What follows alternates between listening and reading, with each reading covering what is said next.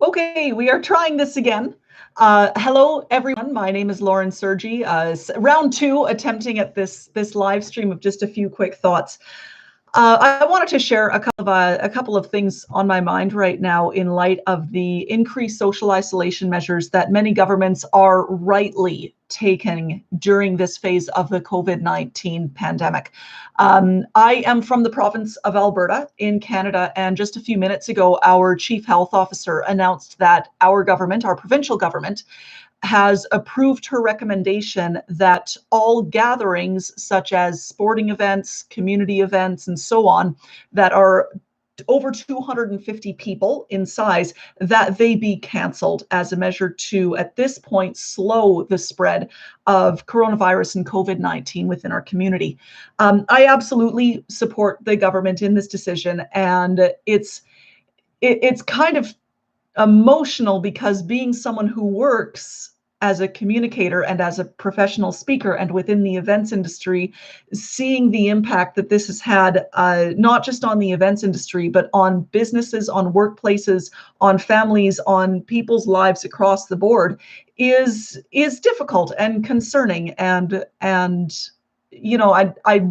I feel for people right now. Everyone is in this together. We are all very much in this together. And the more that we can support one another through what are undoubtedly going to be very difficult times, difficult for our businesses, difficult for our lives, whatever we can do to support one another and help each other out is important. And the upshot of that is that it might actually help us be closer together. So, with that in mind, there's definitely some things that I would like to urge people to do. One of them is not to hoard toilet paper. Really and truly, that's not necessary, at least not yet. The zombie apocalypse is not yet fully upon us. And in Alberta, at least, the grocery stores are still open. We can still get our staples there.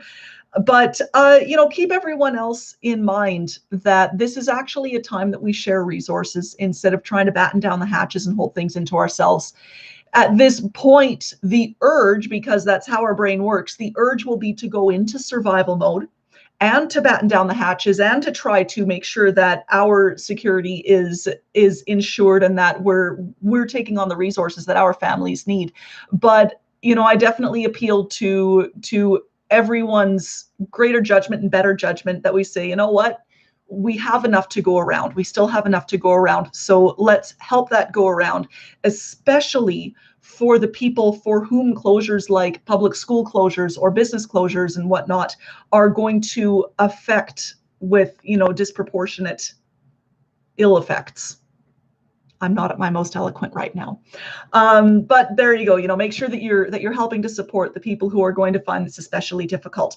The other thing is regarding our communication, regarding how we're speaking to one another.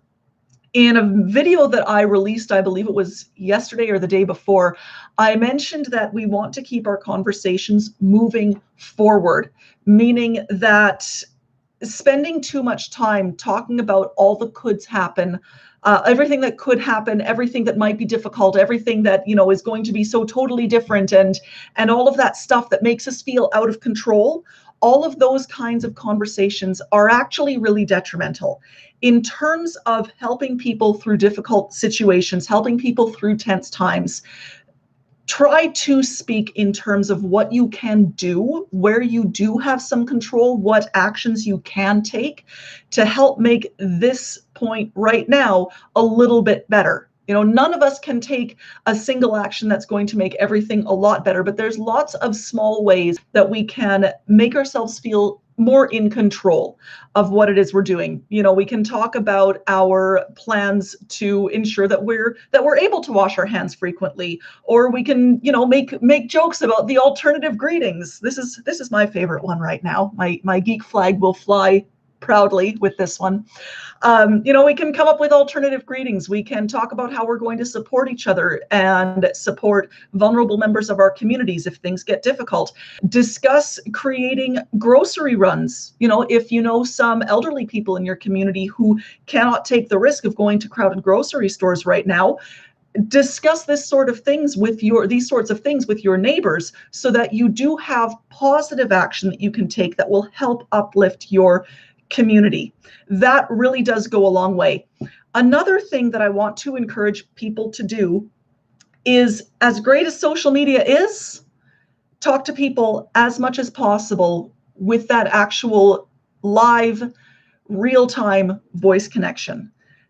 This is going to matter a great deal to helping us all feel more connected, to helping us all stay a little bit more sane in the weeks and who knows how long months to come. So instead of maybe replying to the email from your office or replying to the email from your coworkers talking about what's going to happen next, pick up the phone and call them. I've been calling my clients, I've been calling my colleagues, I've been calling the other professionals that I work with instead of just defaulting to email, so that we're in touch, voice to voice, person to person. That's going to be very important in terms of keeping our morale up. It does not, live stream is great, video is great. If you can get on video and actually see people's faces, that's ideal. But there is still something really powerful about a telephone connection. So please, if you can't see people in person, at the very least, reach out over the phone, do quick little check-in calls. These kinds of measures are really going to help us keep our morale up, keep our spirits lifted, even under the situation of social quarantine, self-isolation, voluntary quarantine, and non-voluntary quarantine, as the case may be. So with that, I'm going to sign off for the time being, but we will definitely be in touch again very soon, I hope. Stay healthy, stay safe, and keep on communicating. Take care.